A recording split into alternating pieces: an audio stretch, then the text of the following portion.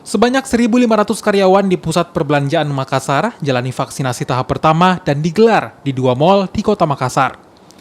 Vaksinasi dilakukan untuk membantu pemerintah Kota Makassar menyukseskan program vaksinasi bagi karyawan mal yang berinteraksi langsung dengan pengunjung. Kegiatan ini juga mendapat apresiasi dari pemerintah Kota Makassar karena membantu mempercepat vaksinasi di Makassar. Bekerjasama dengan Dinas Kesehatan Kota Makassar itu melaksanakan vaksinasi di 2 properti kami, khususnya yang ada di Mari Mall maupun di Nipah Mall. Itu total yang kami ikutkan adalah sekitar 1.500 orang, terdiri dari seluruh karyawan mall, tenan-tenan mall, kemudian outsourcing.